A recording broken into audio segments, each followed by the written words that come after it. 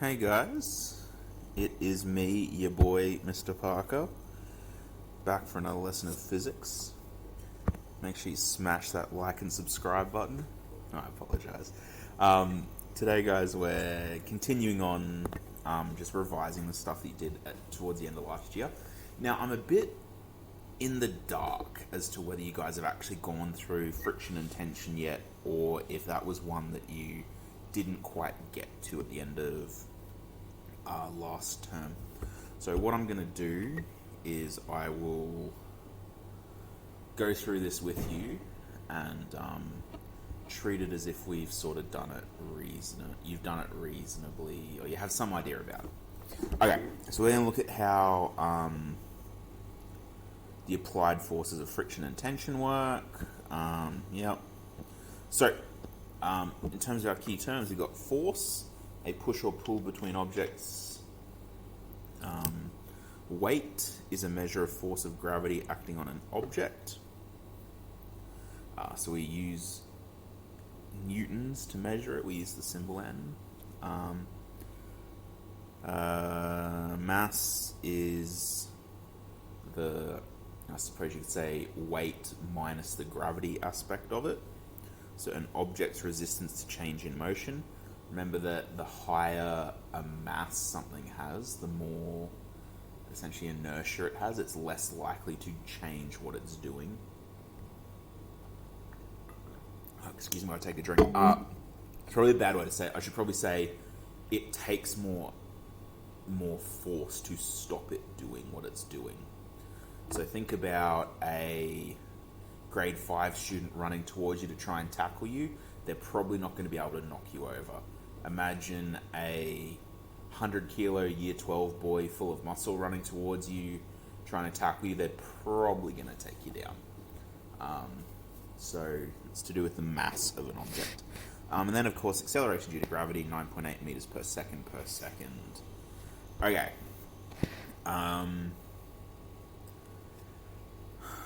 Cool. If we look at the free fall acceleration on different planets, or different celestial objects, I should say, the moon's in there. On Jupiter, your mass is 317 times larger. Sorry, Jupiter is 317 times larger than mass. That was the wrong way to say that. And gravity is almost triple. So if you were walking around on Jupiter, you'd probably die because it's a very poisonous atmosphere. However, you would also be pushed to the ground and smushed because that's a lot of pressure acting on you. Obviously, Earth has the mass of one Earth inside it, 9.8 meters per second gravity. Mars has significantly less mass than Earth. And less gravity, about a third of the gravity. And the moon has about 1 and a bit % of the Earth's mass.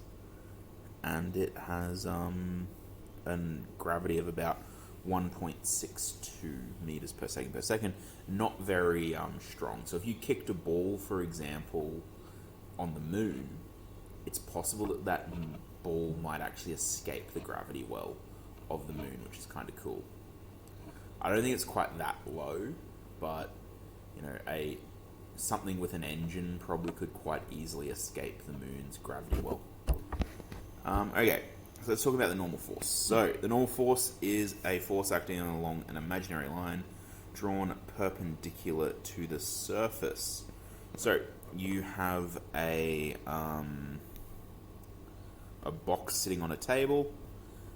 Gravity is pushing the box down. The normal force is essentially resisting gravity.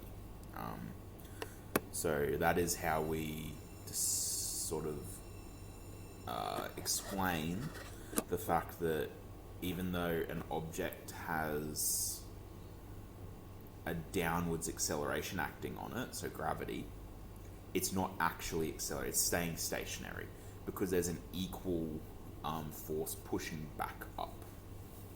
In this case, from the table or from the ground. It's one of the laws of motion that an equal and opposite reaction. So while gravity is pushing down on that box, the table is exerting an equal pressure back up, which is why it's not collapsing under its own weight. Cool. They're perpendicular to it. There you go. Friction. Excuse me. So friction is the force between two surfaces, and it opposes motion. Friction has the symbol uppercase F, lowercase f, just because it wants to confuse me. And it's measured in newtons of force. When there's no acceleration along the surface, friction force equals the horizontal force. So that doesn't mean there's no movement. So you can still have movement and the friction force equals the horizontal force, just when there's no acceleration. Okay. I think that's pretty much covered it. So, third property. If an object is being dragged along a horizontal surface by an applied force, so Fh at a constant speed, there is no acceleration, so the net force F net is 0. So the friction force is equal to the horizontal force, which is what I said a moment ago. Sorry, I jumped ahead. Spoilers. In contrast, when the horizontal force is greater than the frictional force, obviously then there's acceleration. So in example A, friction is equal to the horizontal force. So there's a constant speed being maintained. In example B, there is a net force moving towards the right, 10 newtons of force moving towards the right. So that object has acceleration. It's actually getting quicker. Okay. Right. So, in figure 3b, the horizontal force to the right and the frictional force is to the left. The mass of the block is 3 kilos. Determine the weight of the block. Well, weight is mass times gravity, so 3 times 9.8. So 9.8 times 3, 29.4 kilos. Oh, what am I doing? 29.4.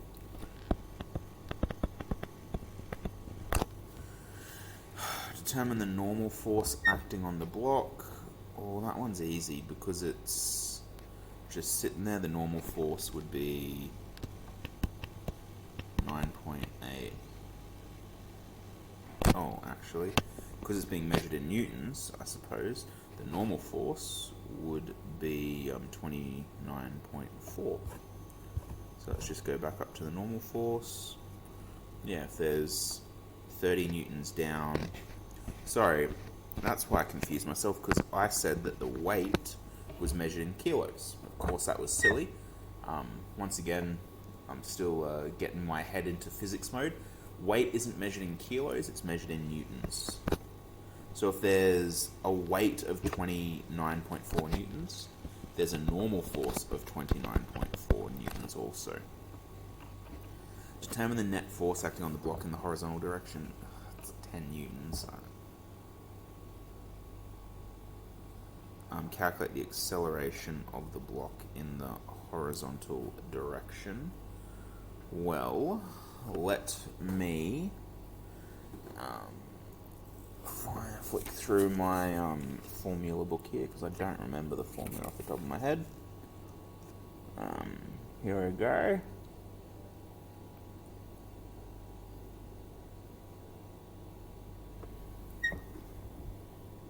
Oh, that's embarrassing. All we need to do, so we're up to D, aren't we? Force equals mass times acceleration. So to find the acceleration, just divide by mass. Acceleration equals force divided by mass. The force, it's 10 newtons to the right. The mass is 3, which gives us 3.3 meters per second. second. Sorry, per second. It's an acceleration, not a velocity. Determine the net force acting on the block in the vertical direction. Well, because it only has a horizontal force being applied to it, the net force is 0. Because it's the normal force is resisting gravity. There you go. So E 0 newtons net force. Okay, tension. I'm just keeping aware of the time, guys, because I've got to go to a meeting in a few minutes. Okay. Tension is sort of a similar application to the normal force. The tension essentially is pulling up against the weight.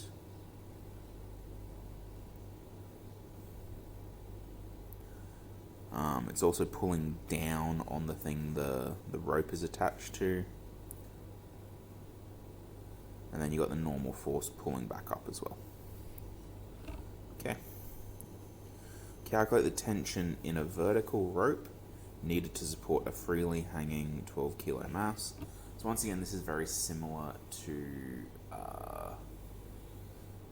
the normal force. So the tension, the force in that tension would be mass times acceleration. Mass is 12 kilos. Acceleration is 9.8 meters per second per second. 12 times 9.8.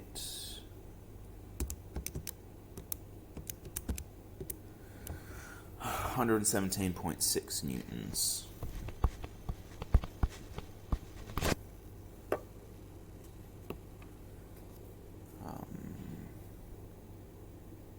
And that would be down.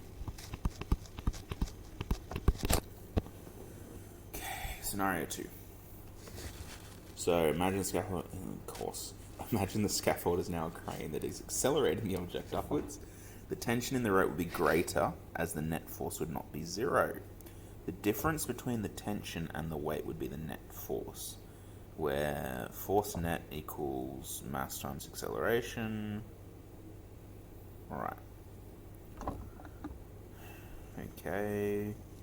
So you got your net force moving up, because it's only the weight of the gravity pulling down, but you have the tension pulling up as well as any other upwards momentum that has. So a crane is lifting a 515 kilo steel bin directly upwards. By use of a chain hitched to the bin, it is accelerating upwards at 1.2 meters per second. Calculate the tension in the chain. Okay, so I think we're still going to use our force equals mass times acceleration, eventually. So, let's think about this. We've got to figure out our net force though. So our net force, that says met, not net. Now my pen stopped working. Oh joy.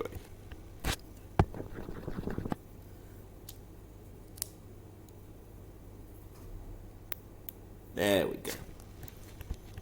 The net force will just be the tension force minus the force of gravity. So the tension force, just rearrange that. Sorry. Tension force will be the net force plus the force from gravity.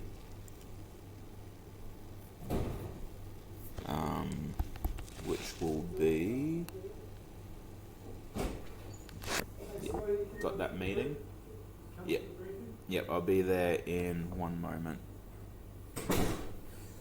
So to figure out the net force, that'll just be mass times acceleration. And to figure out the gravitational force, that'll be mass times gravity. So, mass times acceleration, mass is 515. Acceleration is 1.2. Mass once again is 515. Gravity is negative 9.8. We'll just put 9.8 for the purposes of this. Let's put that in our calculator. 5665 newtons. So there is a tension force of 5,665 newtons in that chain. Okay, I'm just looking how much. Oh, there's still quite a bit to go. What I'm going to get you guys to do, remember the textbook is in the important documents. Can you go to page 79 and have a look at the questions in section 2.2? Have a crack at those ones. The only ones I've skipped through here, there's a little bit of angular stuff. Have a read through those so you can still access these. Have a read through those. They're in the textbook as well. And then have a go at those questions. And I will see you for the third lesson. Catch you later.